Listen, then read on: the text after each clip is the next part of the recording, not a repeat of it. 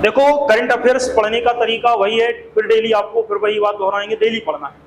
और यहाँ तो हम आपको चूंकि पीडीएफ पर ही पढ़ा रहे हैं तो आपको लिखना भी पड़ रहा होगा, नोट्स बनाते होंगे घर पर बढ़िया विधिवत, तो पूरा ग्रंथ नहीं लिखना है उसमें, जितना हम समझा रहे हैं उतनी उतने पॉइंट्स इंपोर्टेंट है वो तो जरूर लिखना है, कहीं बदलाव। ये पीडीएफ आप एक जगह कोई व्हाट्सएप पे या कहीं एक जगह फोल्डर बना लेना, उसमें सारी पीडीएफ डाल लेना, वो बना लेते हो आपकी, वो सिंगल आप पर्सन उसमें रहते हो, कुछ भी डाटा यू करके आता है तो उसमें आप लोग अपना सारा डाटा सुरक्षित रखोगे, की जरूरत पड़ेगी तो डिटेल पढ़ लेंगे, लेकिन रिवीजन के लिए शॉर्ट नोट्स एक कॉपी जरूर बनाइए, ताकि वो पूरा इतना ग्रंथ नहीं पढ़ पाओगे आप लास्ट टाइम, रिवीजन के तौर पर एक शॉर्ट नोट कॉपी आप बना के रखिएगा उसमें, ताकि आपको रिवीजन के लिए परेशानी ना हो, क्योंकि अभी धीरे धीरे धीरे ये इतना बढ़ जाएगा कि फिर आप इनको खोलने से भी डरेंगे पीडीएफों को, ठीक है ना, क्योंकि बहुत रहती है ये करंट अफेयर्स, आप भी जानते हैं।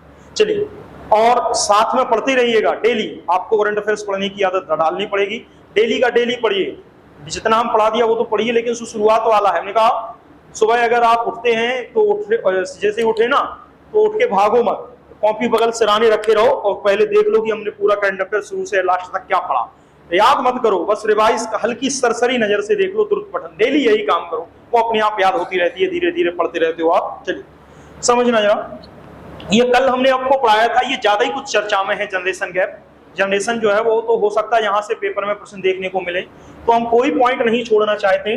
जैसे हम यहाँ पर अभी आपको पढ़ा रहे थे, कुछ अंतरराष्ट्रीय समितियां पढ़ा रहे थे, कुछ सम्मेलन पढ़ा रहे थे, हमने अधिकतर सम्मेलन ले लिए हैं जो अभी अभी जून में हुए हैं, अब फिर अभी एक और लेंगे सम्मेलन तो फिर ले लेंगे।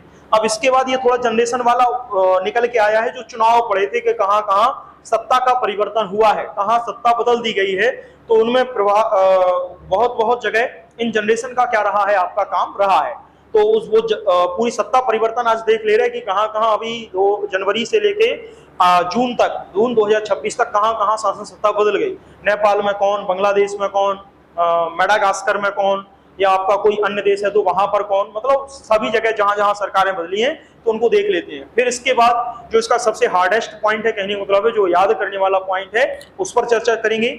जितने के जितने पुरस्कार हैं, चाहे वो भारत रत्न पुरस्कार हो, चाहे पद्मश्री हो, चाहे पद्म भूषण हो, चाहे पद्म विभूषण हो, ये पुरस्कार किसको मिले हैं, द्रोणाचार्य किसको मिला है, राजीव गांधी किसको मिला, या आपका मेजर ध्यानचंद पुरस्कार किसको मिला, या कोई भी कप हुआ है, चाहे विंबलडन हो, चाहे यूएस ओपन हो, चाहे फ्रेंच ओपन हो, वो सारे कप किसने प्राप्त किए हैं, कोई खेलकूद पुरस्कार है वो किसको प्राप्त हुआ है, वो सारी चीजें हम आपको पहले ही पढ़ा देंगे, ताकि ये याद करने वाला विषय है, ज्यादा से ज्यादा बार बार आप रिवाइज करेंगे तो आपको याद रहेगा, ठीक है ना। चलिए, तो यहां से स्टार्ट करेंगे सर, और स्टार्ट करेंगे तो ये नॉर्मल सी बात है कि ये पीढ़ियों के नाम हैं, और ये पीढ़ियों के नाम हैं, जन्म के आधार पर जो पीढ़ियां हैं वो उनके नाम दिए गए हैं। ये है द ग्रेटेस्ट जनरेशन जो 1901 से 1927 के मध्य में जन्मी है, 1928 से 1945 में साइलेंट जनरेशन है, 1946 से 1964 तक बेबी बूमर्स है, 1965 से 1980 तक जनरेशन एक्स है, 1981 से 96 तक मिलेनियर्स है, और फिर उसके बाद जनरेशन जेड, ये सबसे ज्यादा अभी फेमस है, कहने का मतलब है जेन जी जो नाम चला है,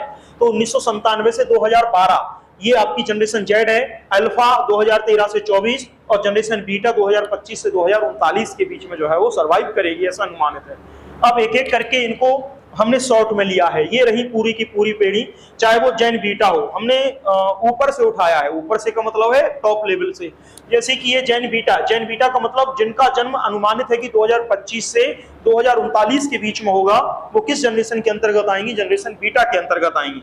हम ऊपर से पढ़ रहे हैं, ये क्या होगी, वर्तमान में इनकी आयु क्या है, या तो ये नवजात बच्चे हैं या 14 वर्ष तक के बीच में, भविष्य में जो है वो 14 वर्ष तक के बच्चे इस कैटेगरी में आएंगे। इनकी विशेषता क्या है, अभी शुरू हुई है यह पीढ़ी, इनको भविष्य की पीढ़ी कहा गया है। ये पूरी तरह से एआई, रोबोटिक्स, वर्चुअल रियलिटी और डिजिटल शिक्षा में क्या करेगी, पलेगी, यानी कि पूर्ण रूप से ये किस पर पलेगी, तो डिजिटलाइजेशन पर क्या करेगी, ये पूर्ण रूप से पलेगी। इनके लिए किताबों से ज्यादा स्क्रीन और स्मार्ट डिवाइस क्या होंगे, सामान होंगे। भाई ये किताबें कम पढ़ेंगी, ये किसको पढ़ेंगी, इलेक्ट्रॉनिक्स जो उपकरण है, मल्टीमीडिया जो संसाधन है, चाहे फोन हो, चाहे टैबलेट हो, चाहे कंप्यूटर हो, चाहे कोई भी हो, उन चीजों का क्या करेंगे, ये अधिक उपयोग करेंगे। हाँ, पर्यावरण संकट, जलवायु परिवर्तन, नई टेक्नोलॉजी इनके जीवन को क्या करेंगे, प्रभावित करेंगे, निश्चित सी बात है, क्योंकि तब तक विकास इतना हो जाएगा कि इनके पर्यावरण संकट के लिए क्या होगी, समस्या उत्पन्न हो जाएंगी। आगे चलते हैं, इसके बाद ये है आपकी जनरेशन अल्फा, ये जेन अल्फा है, जिसको जेन अल्फा कहते हैं, या जनरेशन अल्फा के नाम से इसको क्या किया जाता, जाना जाता है। अगर हम बात करें इनका जन्म कब से कब तक हुआ है, तो इनका जन्म हो चुका है 2013 से 2024 के मध्य में इनका जन्म हो चुका है। ये क्या है, वर्तमान इनकी आयु अगर 2025 में अगर देखेंगे तो 2025 में या तो 2024 में जन्म हुआ होगा तो 1 वर्ष का होगा, और 2013 में जन्म हुआ होगा तो 12 वर्ष का ये व्यक्ति होगा, या बालक या बालिका होगी। इनकी विशेषता यह पूरी तरह 21वीं सदी की में जन्मी पहली पीढ़ी है, 21वीं सदी में जन्मी पहली पीढ़ी है। ये स्मार्टफोन, टैबलेट, ऑनलाइन शिक्षा इनके बचपन का क्या रही है, हिस्सा रही है। साथ में छोटे से ही सोशल मीडिया और यूट्यूब से ये क्या रहे हैं, परिचित रहे हैं। देखा होगा जिस बच्चे का जन्म 2024 से पहले बना है उसका आज इंस्टा आईडी तैयार होगा, आपका होगा नहीं होगा लेकिन उस बच्चे का इंस्टा आईडी मिल जाएगा आपको, और खूब सारे वीडियो उस पर मिल जाएंगे, खूब सारी पिक्स मिल जाएंगी। बनाएंगी माता जी वो अलग बात है, लेकिन उसके मिल जाएंगे आपको। तो ये वो बच्चा है जो सोशल मीडिया यूट्यूब से परिचित रहेगा। एक छोटे से बच्चे जो 3 साल का है, फोन दे दो तुरंत खोलेगा, यूट्यूब चला लेगा, देख लेगा कहां पर हमको क्या चलाना है, खिसकाना भी आता है, ऐसे स्लाइड करके देखेगा बढ़िया एकदम यूं। क्या सर जी, सुनाई नहीं दे रही इधर से, आवाज तेज बोल। अच्छा अच्छा, हाँ, तो स्किप करना भी आता है भाई, हम कह रहे हैं बिल्कुल बिल्कुल सही कह रहे हैं आप। तो ये छोटे से ही सोशल मीडिया और यूट्यूब से पूर्णतः परिचित हैं। भविष्य में सबसे अधिक शिक्षित और तकनीकी रूप से ये पीढ़ी सक्षम होगी, ये बात भी तय है, बहुत आगे जाएगी आपसे। चलिए मतलब हमसे भी, ये आपसे थोड़ी कहेंगे। ये है वो जेन जी, ठीक है ना, जिसकी चर्चा बहुत ज्यादा है। जेन जी कहते हैं, जनरेशन जेड जिसका नाम है पूरा। ये कब जन्मी है, तो 1997 से 2012 के बीच में इसका क्या हुआ है, जन्म हुआ है। और ये वर्तमान में इसकी आयु क्या है, 13 से 28 वर्ष के बीच में जो है वो आपकी होगी, जो जेन जी की श्रेणी में आएंगे। विशेषताएं, ये आज के किशोर और युवा वर्ग कहलाएंगे, यानी आज के किशोर और युवा वर्ग कहलाएंगे। इसके लिए भी इंटरनेट, स्मार्टफोन, सोशल मीडिया इनके जीवन का मुख्य हिस्सा है, यानी कि इनके जीवन का भी ये मुख्य हिस्सा है। फ्री लॉसिंग, ये क्या है, फीलिंग्स है, क्या है ये मतलब, इसका मतलब नहीं पता हमें। एक मिनट, क्या क्या, अच्छा, फ्री लॉन्चिंग का मतलब जगह जगह जाके। एक मिनट रुकना, हम चेक कर लें पहले, ऐसे नहीं मानता हमारा दिमाग। हाँ, आप लोग हो सकता सही कह रहे हो, हम ये नहीं कह रहे कि गलत कह रहे हो। एक मिनट बस। जेन अल्फा जेन जी, फ्री लॉसिंग है ना, इसका मतलब क्या होता है,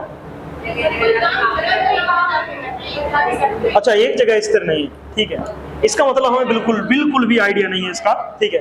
फ्री लॉसिंग का मतलब आप लोगों के आधार पर बता रहे हैं कि जो जगह जगह जाके काम कर रहा है, मतलब एक जगह स्थायी रूप से टिक के काम नहीं करेगा, है ना, यही ठीक है। स्टार्टअप डिजिटल काम में क्या होंगे, ये सबसे आगे होंगे, अपने से ज्यादा जानेंगे। सामाजिक राजनीतिक मुद्दों पर खुलकर बोलने वाले होंगे, बिल्कुल सी बात है, सामाजिक और राजनीतिक मुद्दों पर क्या करते हैं, खुलकर बोलते हैं। रील्स और शॉर्ट कंटेंट की क्या कहेगी ये पीढ़ी, कही जाएगी, ठीक है ना। चलिए, इसके बाद आता है जेन वाई।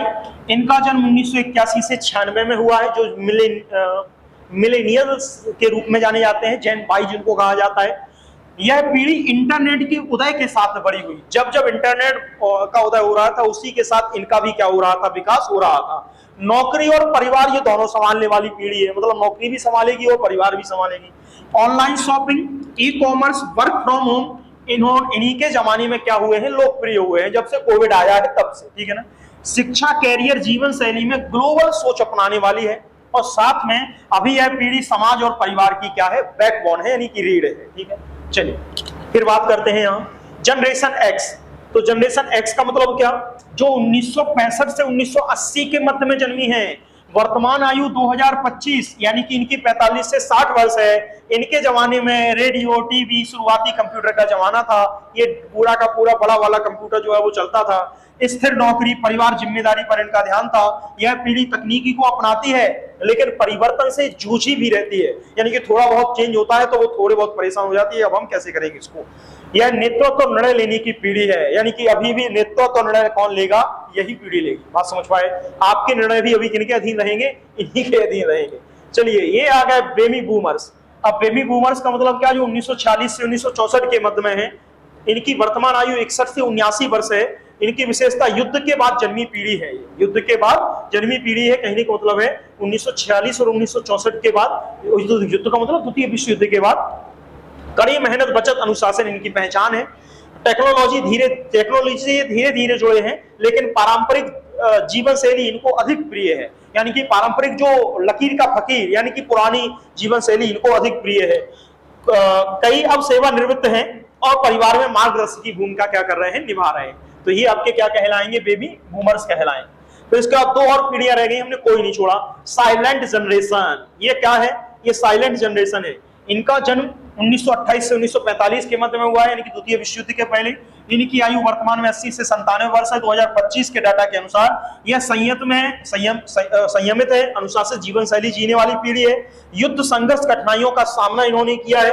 परिवार और समाज, परंपरा, संस्कृति, धर्म को सबसे ऊपर इन्होंने रखा है। इस पीढ़ी के लोग आज समाज के लिए अनुभव और आशीर्वाद का क्या होते हैं, स्रोत होते हैं। चलिए, फिर इसके बाद है ग्रेटेस्ट जनरेशन, 1901 से 1927 के मध्य में इक्का दुक्का आपको देखने को मिलेंगे। कहने का मतलब है 98 वर्ष से 124 वर्ष के मध्य में जो पाए जाएं। इनकी विशेषता यह सबसे पुरानी जीवित पीढ़ी है। प्रथम और द्वितीय विश्व युद्ध का अनुभव इन्होंने देखा है। त्याग, अनुशासन, राष्ट्र प्रेम इनकी पहचान है। आज बहुत कम लोग इस पीढ़ी की जीवित हैं, लेकिन इतिहास और परंपरा के जीते जागते उदाहरण क्या मिलेंगे, आपको यही मिलेंगे। तो ये पूरी की पूरी आपकी जनरेशन है। शायद आप बात समझ पाओ कि आखिर जनरेशन की बात क्या है, बात समझ पाए कि नहीं।